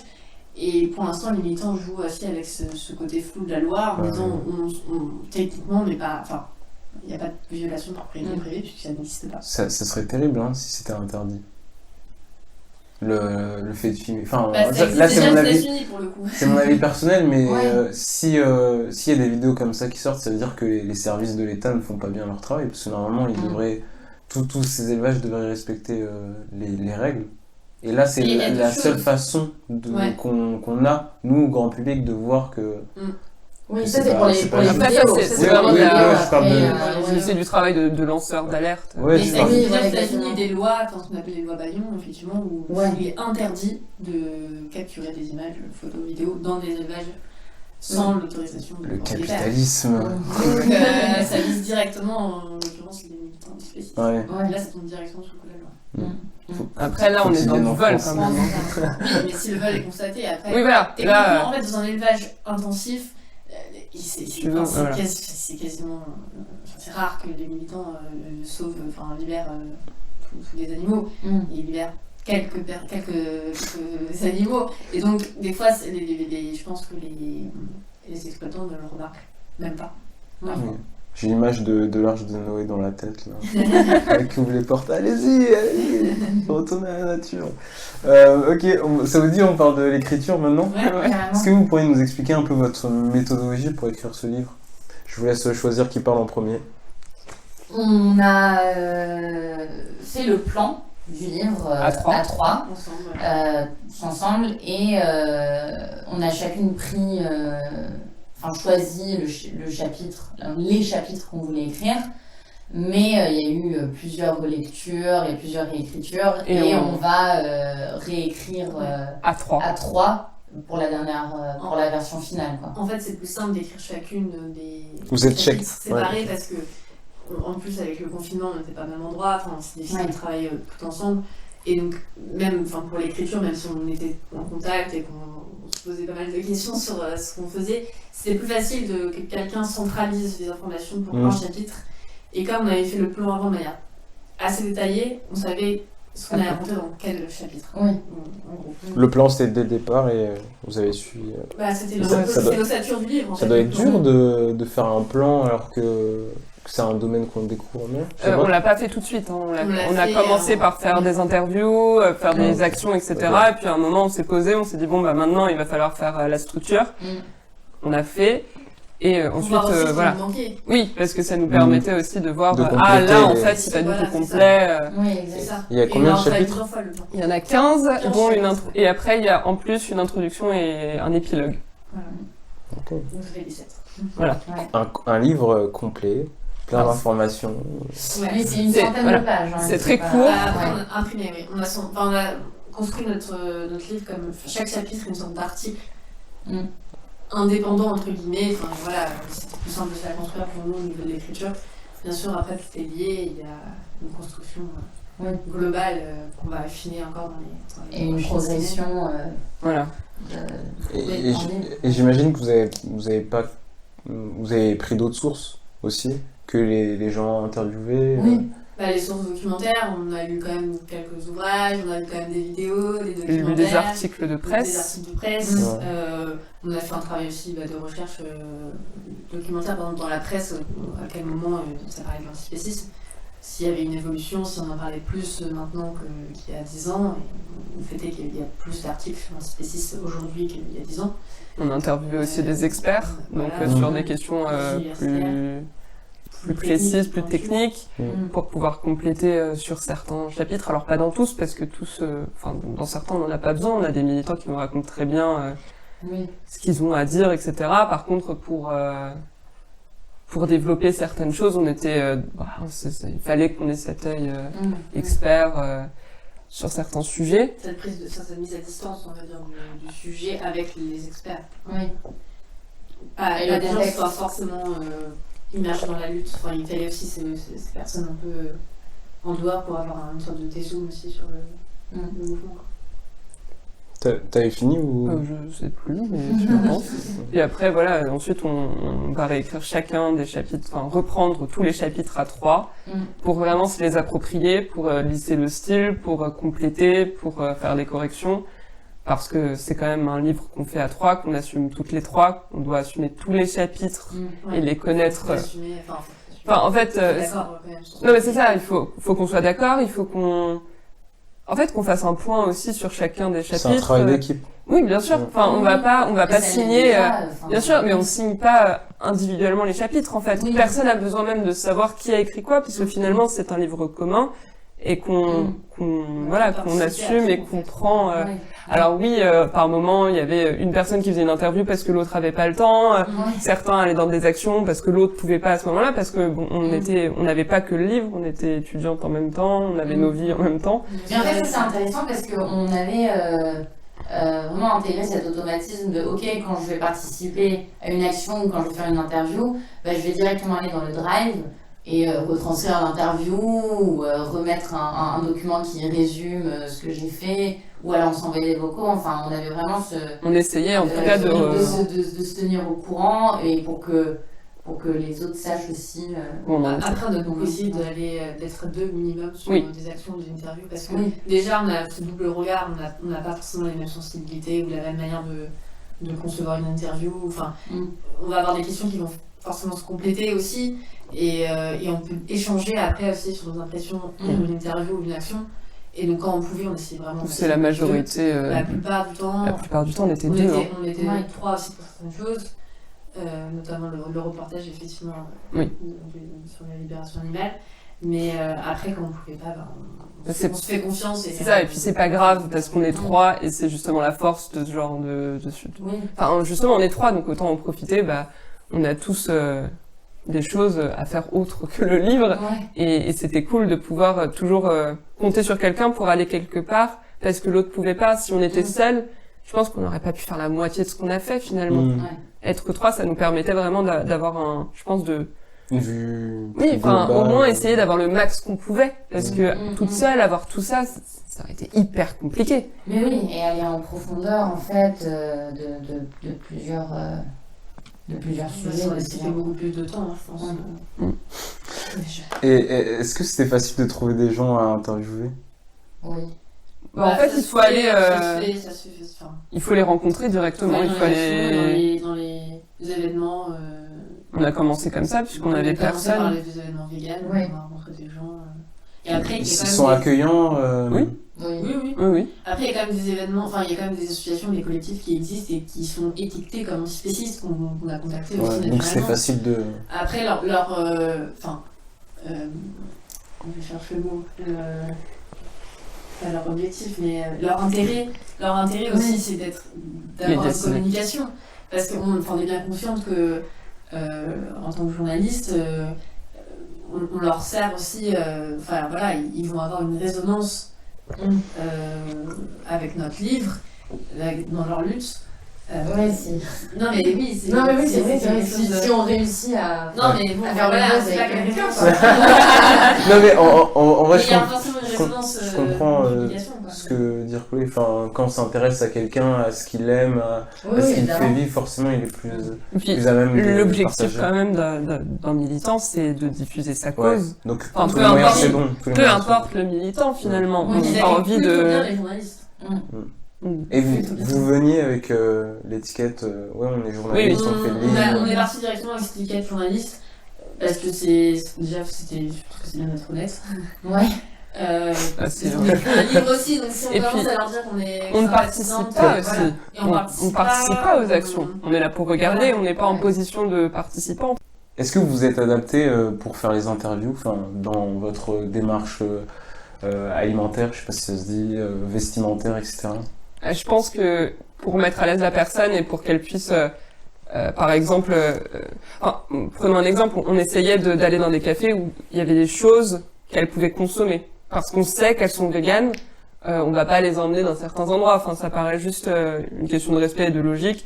On va aller dans un café vegan quand on le pouvait, pour que la personne se sente à l'aise et puisse prendre ce qu'elle veut. Et nous, de toute façon, ça nous bloque pas. C'est plus dans le respect et dans la confiance qu'on a envers la personne, la mettre à l'aise. Mais je pense que c'est un travail de journaliste en général, de pouvoir laisser la personne évoluer aussi dans son contexte à elle, parce que c'est son milieu à elle. On va pas la mettre dans un milieu où elle se sent mal, parce que c'est pas l'intérêt. Et voilà. Exactement. Nous, notre but, c'était pas non plus d'entrer dans un débat sur l'antispécisme avec les militants. C'est pas confronter leur idée avec leurs idées. C'était comprendre. De comprendre et de les faire raconter. Oui. Voilà, leur militantisme, leur vie par rapport à ça. C'est ça le but, donc on n'a aucun intérêt à les brusquer comme ils veulent la laisse. On arrive vers la fin de l'interview. Merci Effie, c'était vraiment top. Moi je me suis, merci à toi. amusé. On a beaucoup parlé. Non mais c'est les podcasts que je préfère. Du coup j'ai deux, trois questions de fin. Déjà c'était quoi le plus dur lors des interviews ou lors de l'écriture de ce livre? Je pense que moi le plus dur c'est l'organisation avec nos vies. Enfin c'est un projet qu'on avait en parallèle de l'école, qu'on a dû vivre aussi pendant le confinement. Moi je travaillais à côté, donc c'était dur de tout faire. Moi c'était vraiment la difficulté majeure, c'est réussir à tout faire, réussir à tenir un projet aussi énorme Alors qu'à côté, tu continues à avoir des cours en 35 heures, tu travailles pour vivre, tu as une vie perso, et t'as le livre qui prend beaucoup d'espace, et c'est difficile parfois d'être toujours au top en fait, parce que on est des humains et c'est compliqué de tout le temps. Enfin, en fait, t'as toujours le livre en tête parce que c'est un projet qui est sur l'année, mais parfois tu te laisses un peu dépasser par la vie, et c'est bien d'être 3 parce que t'as les autres qui te rattrapent. Ouais. Et je sais que moi, il y a des moments où c'était très compliqué de tout gérer, et Nyusha et Chloé me mettaient des petites des petites pichenettes. Et inversement. Mais inversement, bien sûr. Au moment où on était un peu moins Oui. mais... Je rejoins ce que dit Mélanie, mais je pense qu'il y a aussi la question de motivation. C'est difficile de toujours être motivé parce que la somme de travail nous paraît des fois tellement immense, c'est une montagne à gravir, on se dit on va jamais y arriver. Et on voit tout ce qu'on a à faire aussi à côté, et on se dit mais comment... Pourquoi j'ai dit oui? Et en fait, le fait d'être 3, je pense que c'est là où c'est peut-être plus motivant que... Enfin, c'est pas forcément simple de travailler à 3, mais c'est aussi plus motivant parce qu'il y en a toujours 2 qui vont être à un moment donné plus dispo, plus motivés, qui vont dire bouge-toi un peu, et... Enfin, pas comme ça, Ouais. mais où on va se dire en fait ça vaut quand même le coup de... Je pense que si on n'était que 2, je sais pas si on serait allé... Enfin, on serait peut-être allé au bout, mais plus difficilement qu'à 3, il y a... En fait, à 3, il y a vraiment ce truc de souvent, il y en a une ou deux qui perd un peu le fil parce que elle est prise dans d'autres trucs qui sont aussi importants pour elle, et t'as toujours une personne qui arrive à se motiver. Et c'est drôle parce que ça a vraiment tourné dans l'année où t'as une ou deux personnes qui se motivent d'un coup et qui essayent de rattraper l'autre. Et ça a vraiment, à 2, ça aurait pas été pareil parce que parfois on emporte aussi l'autre dans son désespoir et sa non motivation. Alors qu'à 3, il y a toujours une personne qui a la tête hors de l'eau et qui fait, allez, on y va, et on se ressent parce qu'il y a quand même ce projet qui est super et qu'il faut finir, et on arrête de se dire que c'est impossible parce que c'est possible et on y arrivera. Donc ça a tourné comme ça toute l'année. À des moments c'est l'une, d'autres moments c'est l'autre, et parfois il y en a 2, parfois il y en a une. Enfin, c'est vraiment. Mais ça a permis de réussir aussi. Et la bonne surprise là-dedans, enfin moi je connaissais pas vraiment Mélanie et Chloé avant ça, et la surprise là-dedans, enfin hormis la motivation qui parfois était en berne, que notre travail d'équipe s'est franchement très bien passé, enfin mieux que ce que je pensais. Enfin on était, nos caractères s'allient très bien niveau travail, et enfin même dans la vie perso je crois. Mais bon, sinon... Non, mais c'est vrai qu'avec Mélanie, on avait déjà travaillé ensemble l'année d'avant, et donc on savait comment on travaillait. Puis on était déjà plus proches qu'avec Nyusha. Voilà. Enfin, initialement, on était devenues copines la première année de master assez rapidement. Nyusha, on se connaissait, mais on n'avait pas de lien d'amitié. Voilà. Enfin, c'est juste les occasions qui ont fait ça, quoi. Enfin, c'était pas... Et puis le fait de travailler ensemble... Bien passé. Enfin, je veux dire, on a bien intégré Nyusha, bien on l'a recueilli. non, mais je veux dire, on est vraiment un bel trio qui s'est créé. Ouais. Et mais c'est drôle parce que moi j'ai des potes qui me disaient mais quel enfer de travailler avec toi Nyusha, ça doit être... Parce que j'ai un côté un peu obsessionnel avec certaines choses. Qui est chiant parfois. Ouais. Et un peu névrosé, c'est vrai. Et voilà, mais je trouve que... elles l'ont bien... elles n'ont pas pété de câble.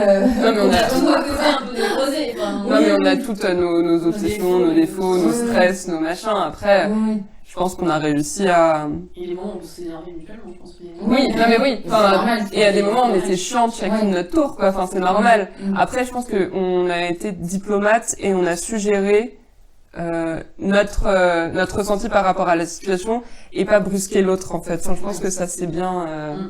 Mais sinon, les choses difficiles par rapport au travail, moi j'ai vécu quelques difficultés, surtout avec certaines sources, le rapport à certaines sources. En fait, parfois je me retrouvais dans la situation où j'étais obligée d'expliquer ma démarche vraiment dans le détail à certains militants qui, je ressentais qu'ils voulaient m'utiliser juste pour faire passer leur message en fait. Et quand parfois je demandais des services ou quoi, tu peux me donner le numéro de telle personne parce qu'on aimerait l'interviewer, la personne me disait bah non, parce que c'est pas le sujet. Enfin, se mettait à ma place en tant que journaliste en me disant que mon sujet n'était pas ce que j'essayais de chercher. Et ça, j'ai trouvé ça un peu compliqué, parfois. Mais sinon, non. C'est une belle aventure. Voilà. Toi, C'est une belle aventure. toi Chloé? Bah, C'est bon, ça c'est. Ouais, ok. C'était Ok. motivation plus dur. Si vous deviez écrire un autre livre, ce serait quoi le thème? Oula. C'est une bonne C'est question. bien, on va bien celui-là. Ouais. Mais Je sais pas si on devrait réécrire un livre. Enfin, c'est une belle aventure. Après. Ou chacune, hein? Moi, je sais pas, honnêtement. Tu sais pas Ok. Comme ça, je saurais pas dire. Ça me prend déjà tellement la tête et l'esprit que là, franchement, je sais pas. J'espère qu'on aura et que j'aurai, enfin, je ne sais pas si ce sera avec elle ou pas, mais que j'aurai la D'autres possibilité, occasions. pourquoi pas. Enfin, c'est pas. Mais t'as pas. Mais t'as pour pas d'idée, honnêtement, ok. là, non. Toi, Chloé? Bah, point de vue journalistique, pour l'instant, voilà, je sais pas non plus. Il y a Ouais. des sujets qui sont intéressants. Enfin, je pense à l'avortement, mais je sais pas si un jour je ferai un livre dessus. Ok. Après, moi, j'aimerais bien écrire des romans, mais ça, c'est encore autre chose. Et toi, Nusha? bah oui, moi j'aimerais bien réécrire un livre, mais Il y a un thème en particulier ou. il y a des thèmes qui, moi, m'attirent plus en particulier. Enfin, l'antispécisme, je pense qu'il y a beaucoup de choses encore à creuser là-dedans. Il y a d'autres thématiques que j'aime beaucoup aussi. Enfin, l'environnement, c'est très global de dire ça comme ça, mais je sais pas, je pense qu'il y a encore d'autres choses à faire sur d'autres luttes qui sont en train de naître ou qui existent aujourd'hui. Voilà, donc c'est à creuser et voir. Ok, donc faut vous suivre quoi.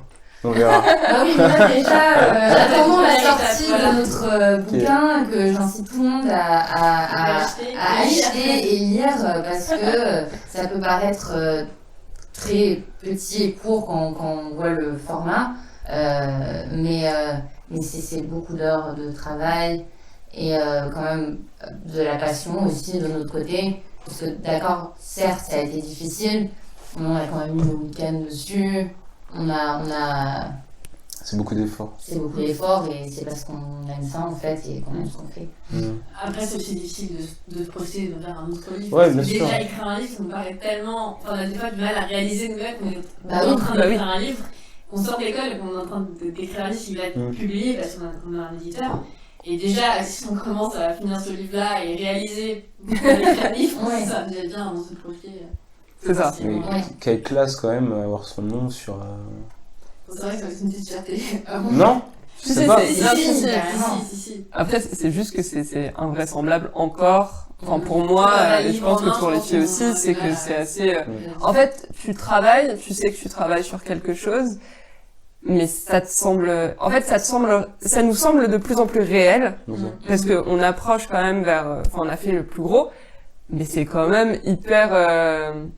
Flou quoi. C'est pas quelque chose que nous, je pense, on a l'habitude. Enfin, moi, j'ai personne dans mon entourage qui a sorti un bouquin, par exemple, donc forcément, ça me paraît incroyable. Ce que je vous propose, c'est faire le petit jeu parce qu'on arrive à la fin du podcast. Ouais. Donc à chaque fin de podcast, je fais un petit jeu avec mes invités. En gros, je leur donne un mot et ils me disent ce qu'ils en pensent de façon courte ou détaillée. Okay. Si vous voulez qu'on dure. On va répondre chacune notre tour. En fait, j'ai 2 mots pour chacune. Ah, Ok. Ah. Différent à chaque fois. Ouais, différents. Oh putain. Que j'ai choisi vraiment aléatoirement. Ok. Ok. Donc vous vous sentez pas Bon, on fait, brusqué. on fait une. Ouais, on Ouais. tourne. Vous êtes prêtes? Ouais. C'est bon? Ok. Nusha, vas-y. Imposteur. Ce que j'en pense démon. Non mais imposteur, ça dépend de quoi on parle. Syndrome de l'imposteur ou imposteur, mais c'est quelque chose qu'il faut détruire, voilà. Okay. Très bien, super. Chloé, mystère.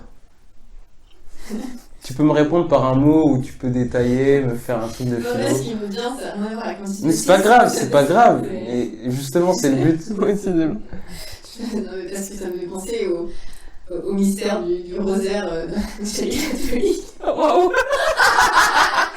Mais parce que j'ai fait un qu'est-ce que reportage c'est dessus il y a pas très longtemps, enfin à Caen, Ah oui.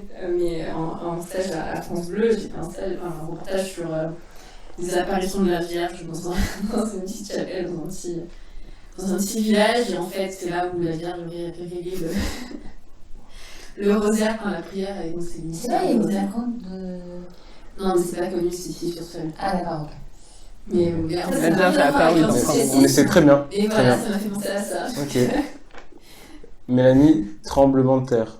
Tremblement de terre, Ouais. la catastrophe naturelle, truc basique. Non, je sais pas, tremblement de terre.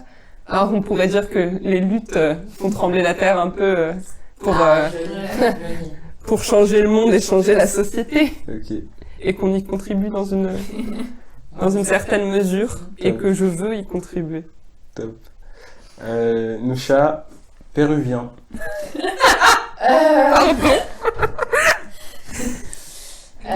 C'est beau. Je tape Non, mais- mots au hasard sur Google et il y a des générateurs pour les mots.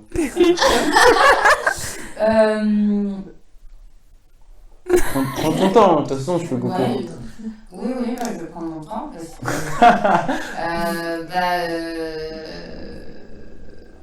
Ouais, non, je sais pas, je ressens pas énormément de choses en écoutant ce mot. Juste que voilà, c'est les habitants du Pérou, quoi. Et que j'avais la possibilité d'y aller au Pérou, mais je suis pas allée, j'ai choisi d'aller en Colombie, parce que j'étais en échange universitaire. Donc, je me suis dit, C'était voilà. bien. C'était bien. La Colombie Ouais, c'était quand même bien. Franchement, Top. c'est cool. Pirate, La Medellín, pardon. la ville de Pablo. Ouais. Pirate, Booba. la piraterie. Il n'est jamais fini, je crois. Le mot c'est pirate. C'est ça. Ça m'inspire pas grand chose. Hein. Mélanie a dit Booba. Quelle sera ta C'est pas réponse? des références. Oups. Je peux pas rebondir sur ça. Non, mais je sais pas si ça inspire pirate. Moi je pense au pirate du web. C'est Florent. C'est effectivement, grave dédicace à nos deux profs qui nous relisent parce que on a deux profs qui sont très cool et qui prennent le temps à côté de leur boulot, à côté de leur boulot de prof et de journaliste, de nous relire et de nous faire des commentaires pertinents qui sont Et c'est très précieux. Guillaume Launay de l'IB et Florent Latrive de France Culture. Et Florent Latrive a écrit des livres notamment sur la piraterie sur le web. Oh, On a découvert ça sur la page Wikipédia. Voilà, donc petite dédicace à nos C'est- profs. on leur fait plein de bisous. Ok.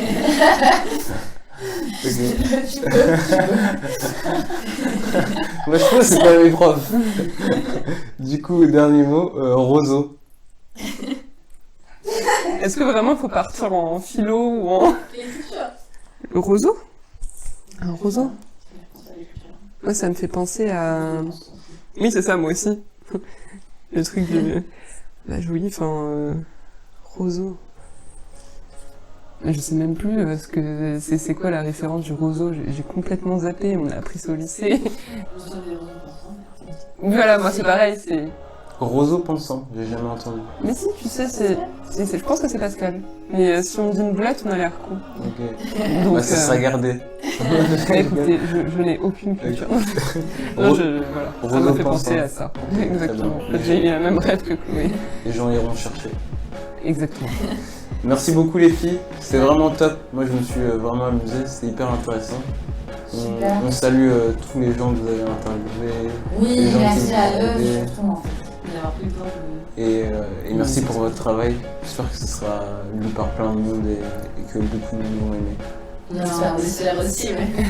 Merci à toi. Merci. Vous revenez quand vous voulez, hein. Moi c'était un plaisir. Ah, super. À la prochaine. À la prochaine. Salut. Salut. Alors là faut arrêter tout. Mais ouais. Mais oui, j'avais ça dans la tête et je me dis, mais c'est bizarre.